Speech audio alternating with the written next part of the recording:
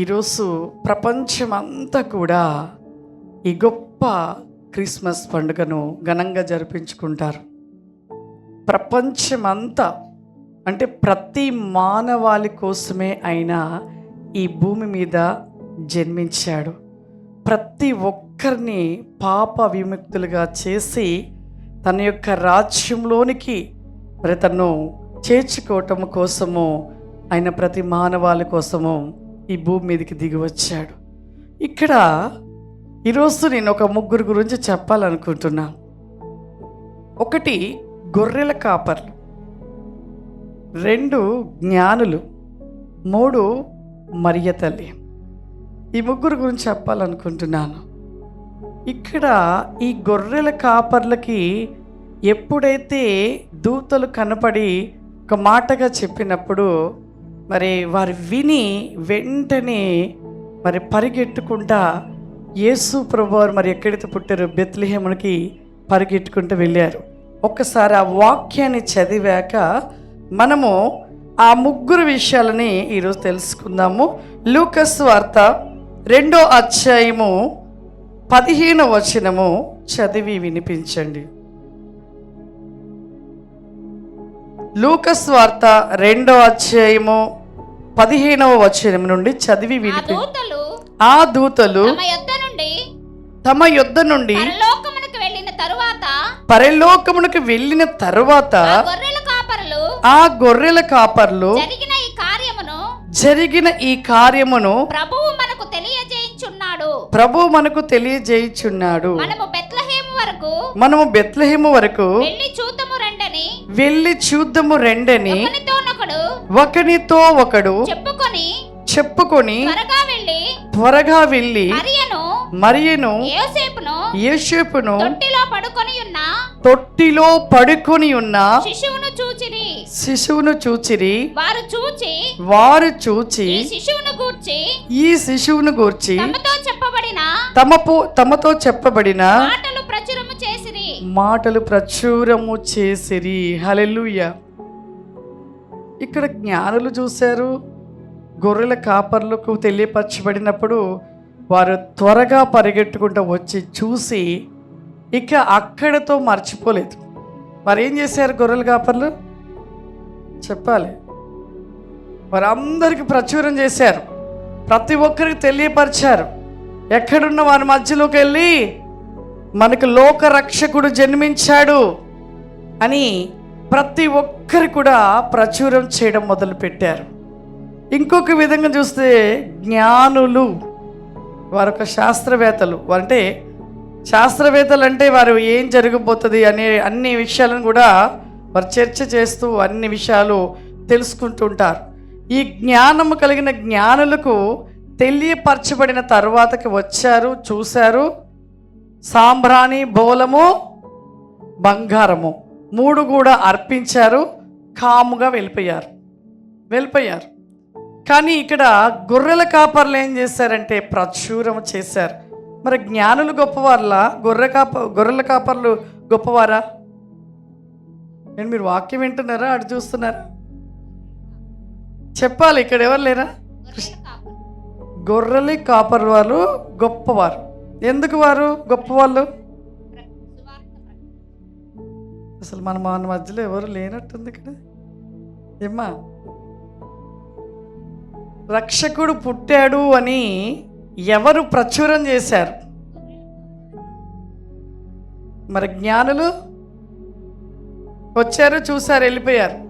ఇప్పుడు మనం కూడా అలాగే ఉన్నాం. మనం కూడా జ్ఞానులం అయిపోయాం, చాలా జ్ఞానం కలిగిన వాళ్ళం. ఆనాటి జ్ఞానుల కంటే ఇప్పుడు మీరు చాలా జ్ఞానవంతులు అయిపోయారు. మేమెలా జ్ఞానులమేనమ్మా అనొచ్చు.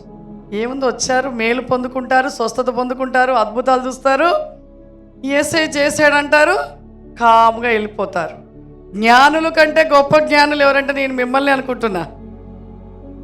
ఎందుకంటే స్వస్థత పొందుకుంటాం, అద్భుతాలు చూస్తాం, ఆశ్చర్యకార్యాలు చూస్తాం, దేవుడు చేసిన ఎన్నో మేలులు పొందుకుంటాం, వెళ్ళిపోతాం. నలుగురికి మీ పట్ల జరిగిన అద్భుతాన్ని చెప్పుకోలేని స్థితిని కలిగి ఉంటున్నారు. ఆశీర్వాదం లేదు. చూడండి, ఇక్కడ గొర్రెల కాపర్లే గొప్పవారు. ఎందుకు అంటే వారు దూతలు తెలియపరిచిన విషయం వెంటనే తెలుసుకొని వెంటనే వెళ్ళిపోయారు.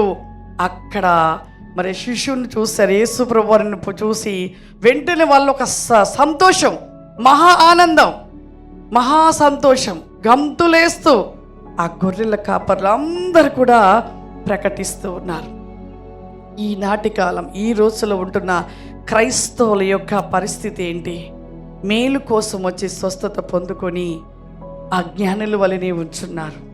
కానీ మన పట్ల జరిగిన ప్రతి మేలుని బట్టి అనేకులకి చెప్పి అనేకులు దేవుని సన్నిధానికి నడిపించిన వారే క్రీస్తు యొక్క బిడ్డలు. వారిలో దేవుడు ఎప్పుడు కూడా జన్మిస్తూనే ఉంటాడు. దేవుడు ప్రతి ఒక్కరిని కూడా నశిస్తున్న ఆత్మలను వెతికి రక్షించమంటున్నాడు. అనేకుల మధ్యలోనికి వెళ్ళి సువార్తను ప్రకటించమంటున్నాడు. కానీ మనం అలా ఉండలేకపోతున్నాం. కానీ ఇంకొక మాట మరియం కూడా చూద్దాం. 18వ వచనం నుండి మళ్ళీ చదవండమ్మా. లూకాసు వార్త 2వ అధ్యాయము 18వ వచనం. గొర్రెల కాపర్లు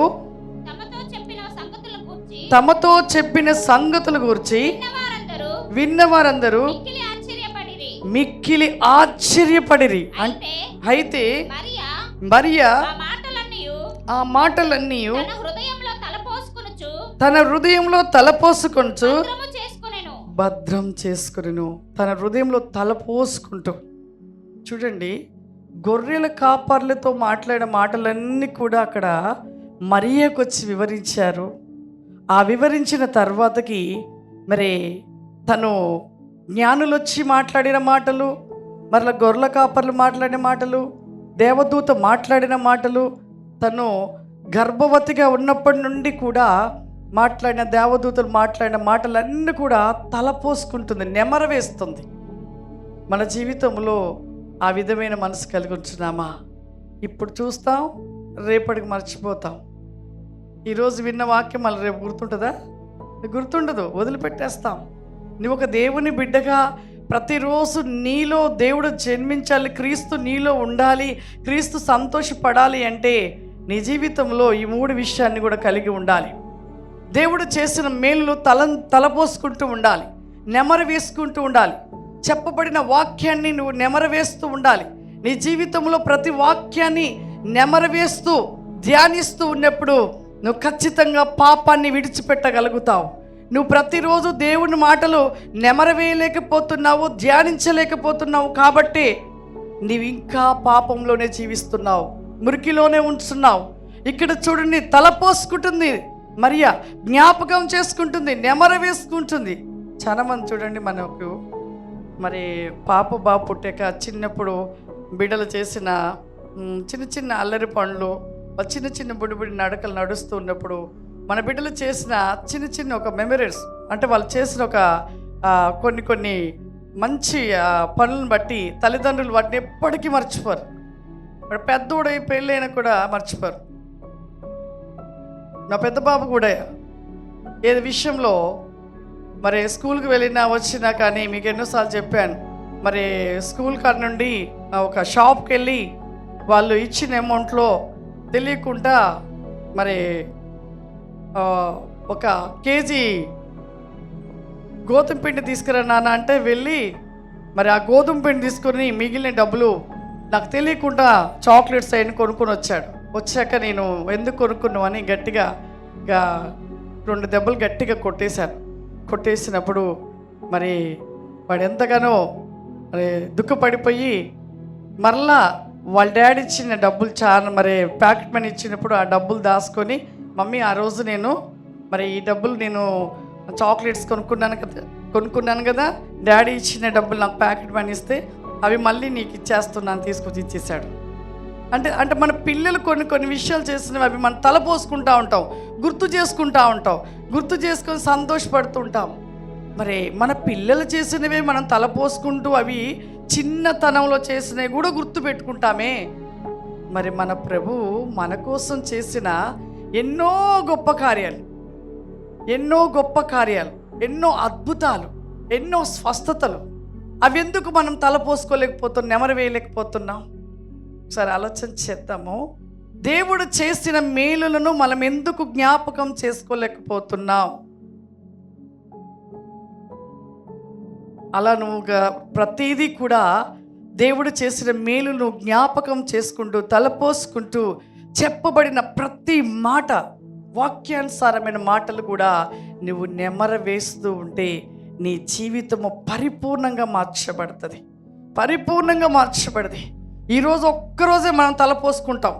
ఈరోజు ఒక్కరోజు ఎంత నెమరు వేస్తామో. యేసు ప్రభు ఇలా జన్మించారు, బెత్లెహేంలో జన్మించాడు, కాపర్లు చూశారు. ఇవన్నీ కూడా పరిశుద్ధ గ్రంథంలో ఉంటున్న మరి మత్తయి సువార్త, లూకా సువార్తలో మొదట్లో ఉంటున్న యేసు ప్రభు వారి యొక్క జననం గురించి సంవత్సరానికి 25వ తారీఖు ఆయన పుట్టినరోజు ఒకరోజు గుర్తు చేసుకొని ఆ రోజు అంతా తలపోసుకుంటారు, గుర్తు చేసుకుంటారు. ఇక రేపు మర్చిపోతారు. రేపు గుర్తుంటుంది అంటారా? అస్సలు ఇంకా గుర్తు కూడా ఉండడమా, మర్చిపోతారు. అటువంటి జీవితంగా మనం ఉండకూడదు. ఎన్నో సంవత్సరాలు గడిచిపోతున్నాయి. మనలో అనేకులకు సువార్తను ప్రకటించే వారిగా ఉండాలి.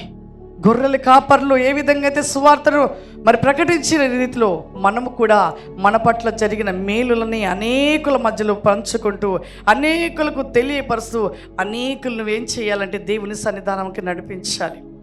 మరియ తలపోసుకున్నట్లు ప్రతిరోజు కూడా దేవుడు చేసిన కార్యాలని నువ్వు నెమర వేస్తూ పరిశుద్ధ గ్రంథంలో వాక్యాన్ని నువ్వు నెమర వేసినట్లయితే నీ జీవితము పరిపూర్ణంగా మార్చబడుతుంది. అంతేకాని జ్ఞానుల వలె నీ జీవితంలో అప్పటికప్పుడే అక్కడికి వెళ్ళి వారు సమర్పించి తిరిగి వారు వెళ్ళిపోయిన జీవితము మనలో ఉన్నట్లయితే దయచేసి ఆశీర్వాదం ఉండదు. దేవుళ్ళు నువ్వు వెలిగించబడలేవు, దేవుళ్ళు నువ్వు ఎదగలేవు, దేవుళ్ళు నువ్వు పరిపూర్ణంగా మార్చబడలేవు. నువ్వు పరిపూర్ణంగా మార్చబడాలంటే నీ జీవితము ప్రతిరోజు సరి చేసుకుని పరిపూర్ణంగా మార్చబడాలి. నేను అనుకుంటాను 12 నెలలు కదా, 12 నెలలు ప్రతిరోజు క్రిస్మస్ సంతోషము సమాధానం మన కుటుంబంలో ఉండాలని కోరుకుంటున్నాను. హల్లెలూయా. ప్రతిరోజు క్రిస్మస్, ప్రతిరోజు ఎవరైతే ప్రతిరోజు క్రిస్మస్ సంతోషాన్ని ప్రతి కుటుంబంలో ఉంటుందో వారి జీవితము నిజంగా గొప్పగా ఒక దేవునిలో పరిపూర్ణమే కాదు, ఒక ఆశీర్వాదకరంగా నిలిచి ఉంటుంది. ఇలా ఒక్కరోజు చేసుకుందామా క్రిస్మస్? ప్రతిరోజు మీ ఇంట్లో క్రిస్మస్ పండుగ, ప్రతిరోజు క్రీస్తు మీ ఇంట్లో ఉండాలి అంటే మీ జీవితాలు పరిపూర్ణంగా మార్చబడితే ప్రతిరోజు క్రిస్మసే, ప్రతిరోజు సంతోషమే, ప్రతిరోజు ఆనందమే. నీవు దేవునితో ఆ విధముగా నువ్వు సరి చేసుకొని పరిపూర్ణంగా మార్చబడినట్లయితే రోజు కూడా నువ్వు ఆనందంగా, సంతోషంగా, దేవుని ఆశీర్వాదాల చేత నింపబడుతూ దేవుని యొక్క వారసులుగా మనము నిలిచి ఉంటాము. హల్లెలూయా.